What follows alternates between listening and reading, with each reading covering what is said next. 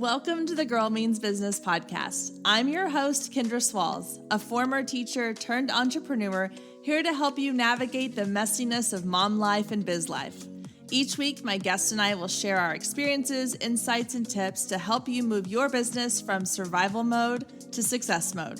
So grab your favorite drink and let's dive in, because this girl means business. Hey there, and welcome to episode 195 of the Girl Means Business podcast. I hope you're all enjoying this holiday season. As I mentioned in last week's episode, these episodes this month are going to be a little bit short and sweet because I know that you're all hopefully spending time enjoying the holiday season, time with family, time with friends, maybe traveling, doing something fun. So today's episode, we're going to again keep it short and sweet. We're talking all about how to get more referrals and testimonials in your business. Because we all know that having referrals, having testimonials, having that social proof is a really, really great way to build trust with your audience and potential clients. I talk a lot about the know, like, and trust factor. And one of the trust pieces is showing that other people have worked with you. Other people have had success with what you offer, whether it's a product or a service. This is exactly why influencers have become a big part of social media, because consumers are looking to influencers to say, okay, what is it that you recommend? What have you tried? What have you had experience with? Because unfortunately, with social media and the internet, there are a lot of scams out there. There are a lot of companies that promise one thing and then don't deliver on that. And so consumers and audiences want to know that someone can say, I've used this product, I've used this service, and here's what I truly honestly think about it. And so for your business, you want that same thing. You want people that are going to say, I worked with this person and it was amazing, or I worked with this person, I bought this product and this is why I love it so much. So I want to give some tips today on how you can get more of that in your business. So let's dive in. So number one is you have to create a client experience that people want to talk about. So it's not enough just to have like a great product. And I go back to the idea of photography. It's not enough just to give somebody really beautiful photos, because photographers, unfortunately, are a dime a dozen. You can throw a stone and hit a photographer out in the wild, and they're probably going to give you decent to great photos. So it's not enough just to have a great product or service. You also have to provide an entire experience for your audience. And if that feels scary, don't let it scare you. All it means is that you underpromise, overdeliver, and you give them the feeling that they are your most important client. So this can be done in a variety of ways. And it starts with the minute they inquire with you or the minute they land on your website. Give them an experience that makes them feel like that you have created this just for them. And that all comes back to the thing I talk about the most is knowing who your ideal client is, knowing what it is that they are looking for, and then almost being one step ahead of them the entire way. So answering questions before they even think to ask the question, sending them information before they even really need the information, so that they're not having to chase you down for information or ask you questions. You are preemptively giving them what they need. That is going to create a great client experience. And then making sure that they are completely prepared for the service, or that they have all the knowledge they need of how to use your product properly.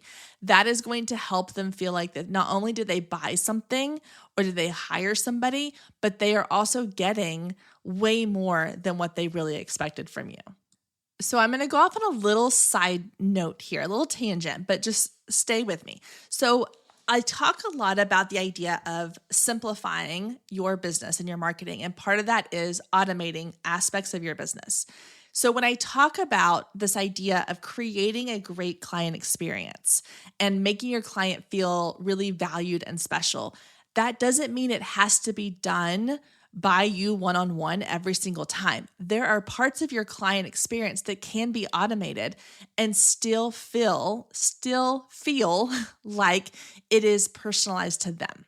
So I'm going to give you an example. Let's say that a client comes and they book a photography session with you for their family photos.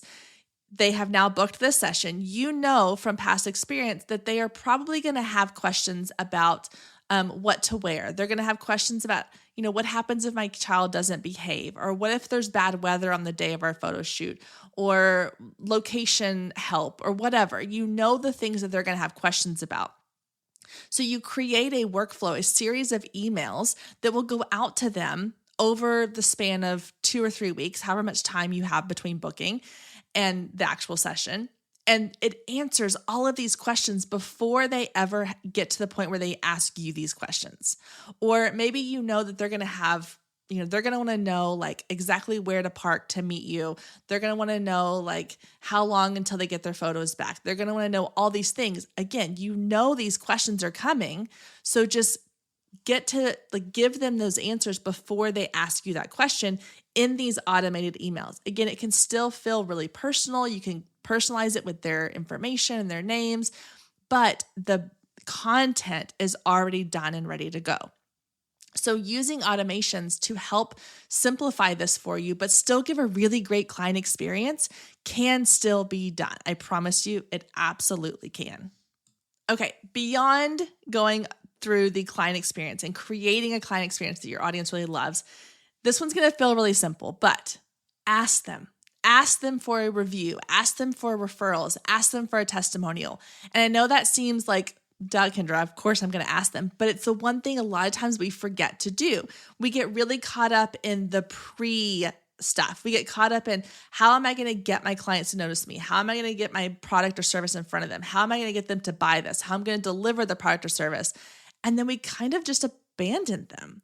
We forget to follow up and ask them like, hey, do you know anybody else that might be interested in this? Or, hey, I hope you had a great experience. I would love to hear how it was.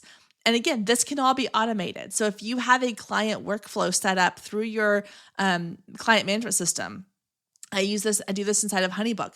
You can have once the session date is over, once the project date is over, or once this thing has been delivered, once the box has been checked saying this product has been delivered, you can then send an automated email that says, hey, I hope you really enjoyed your product or service. I would love to know your thoughts. Will you please fill out this quick little 3-question questionnaire?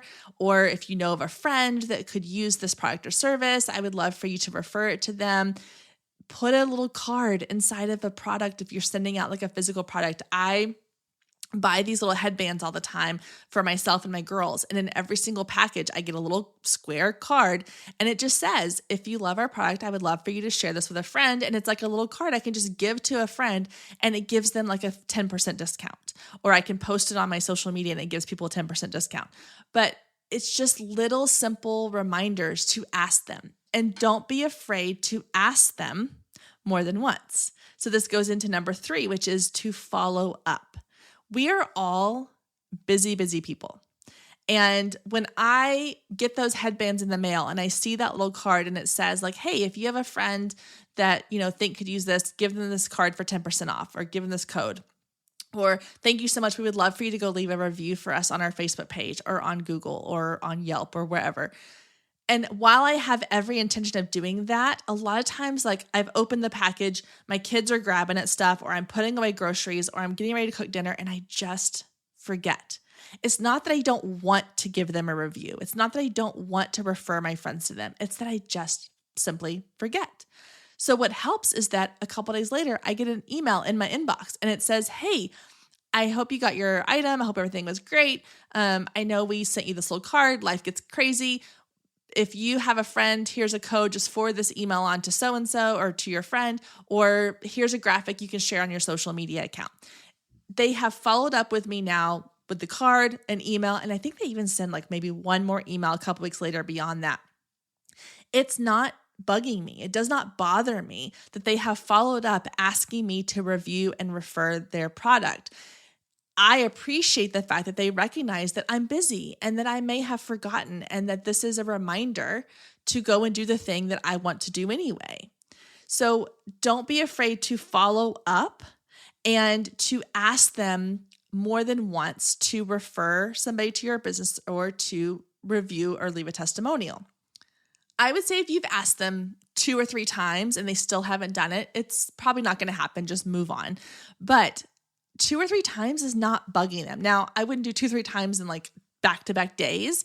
But again, like I gave the example, if I send a little card inside of the package I ordered, and then a couple days later I get an email, and then a week later I get an email, that is not going to bother your audience. I promise you it is not.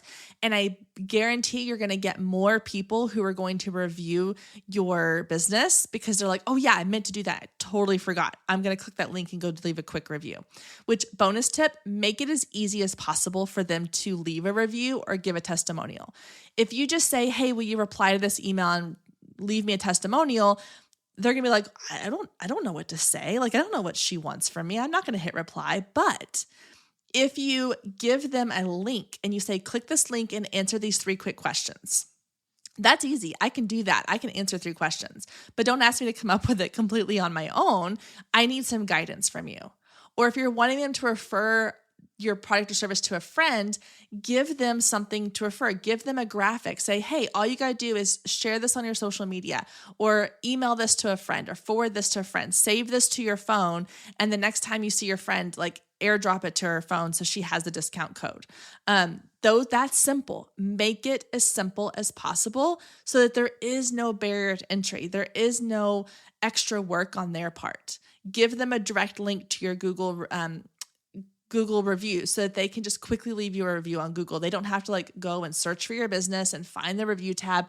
Make it as simple as humanly possible for them to review your business, to leave a testimonial, give you feedback, or share your information with somebody else. Okay, last thing I want to talk about is incentivizing your referrals. So a lot of people have a referral program or an affiliate program. A lot of larger companies call it an affiliate program. And it's a way to say thank you to the person that has referred your business to someone else. Now, most businesses, small businesses, we're not necessarily going to have an affiliate program. We're not paying people to refer our business, but you can reward them in some other way. So I used to do this a lot with my photography clients, especially with my brides, and then I'm with my high school seniors. So with brides in particular, a lot of times some of their bridesmaids or friends that they knew were also getting married or would be getting married soon because they were all in a similar stage of life. So I would tell all my brides whenever I delivered their final gallery or whenever I gave them their final products, is I would say, hey, I also have a referral program. For every client that you refer back to me that books a session with me, I will give you, usually it was a gift card. Now I've played around with a couple of different things. I know a lot of people offer like a discount on the next purchase. That it all depends on what your product or service is. So if you offer a physical product and you want to say, hey, for every friend that you refer that, signs up using your discount or your code or whatever, then you get 10% off or you earn points. A lot of companies offer like referral points.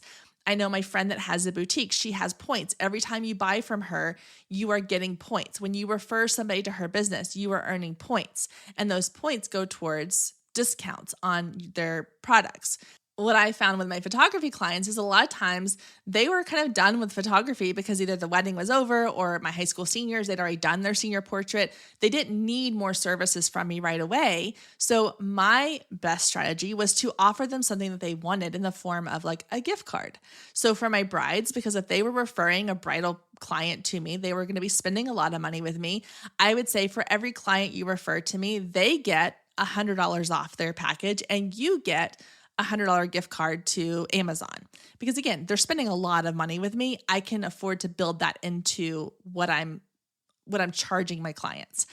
For my high school seniors, the packages were a little less expensive. So I would say, hey, for every client you refer me that books an actual session, like they had to actually book the session, I will send you a $25 Amazon gift card. There is no limit to how many referrals you can send me. So I had some of my high school senior clients who were getting ready to go off to college and needed to buy stuff to decorate their dorm room. And they were like, hey, if I refer my friends to this photographer and they book a session and I get, a couple referral gift cards, I could pay for a lot of my decorations in my dorm room. So you have to figure out what is it that's going to incentivize them enough to say like, hey, for every friend you refer that actually hires me or purchases with me, I will give you this as a thank you in exchange. So now you have to be careful. That's great for referrals. You cannot, I think legally, now I'm not a lawyer, so I don't know exactly how this works, but from what I've been told, you cannot offer to incentivize reviews. So you can't say, hey, go leave me a review on Google and I'll pay you with a $5 Starbucks gift card, because then that kind of, it messes with the legitimacy of the reviews. But for referrals, where they are actually sending someone your way and that someone is paying to work with you or purchase from you, you can offer them a referral like thank you. So figure out what it is that your audience is going to be excited about and then offer that as a kind of referral incentive. So those are a couple of ways that you can create a client experience and create ways to easily get reviews, testimonials, and referrals from your existing audience. Now, you don't have to wait to get new clients to do this. You can go back to the clients that you've had this last year. Go back and look and see through all of 2020, what clients have you had, and send out an email to them and just say, hey, thank you so much for your business this year. I really appreciate it. You've helped to make my year incredible. As a thank you, I would like to offer you X, Y, or Z for every client you refer to me in the new year. Here's like a graphic to share. Here's a link you can use, whatever. Don't be afraid to reach back to your past clients and ask them for these things, because they've already worked with you. You can start building up testimonials, reviews, and referrals already heading into the new year. All right, guys, I hope you have a wonderful, wonderful holiday, and I will see you back here next week for my favorite episode of the year, my recap, best of 2022. Have a wonderful week. Thank you so much for joining us today. I hope you enjoyed the conversation as much as I did. And as always, you can find any links or resources mentioned in today's show down in the show notes. And if we're not friends outside the podcast yet, then what are you waiting for? Come find me on Instagram at Girl Means Business and send me a DM letting me know what you thought of today's episode or any of the past episodes you've listened to. You can also take a screenshot of today's episode and post it to your stories, tagging at Girl Means Business, and I'll give you a shout out on my page. I love connecting with you and hearing all about your business and can't wait to get to know you more. I hope you have a wonderful week, and I will meet you back here next week, same time, same place.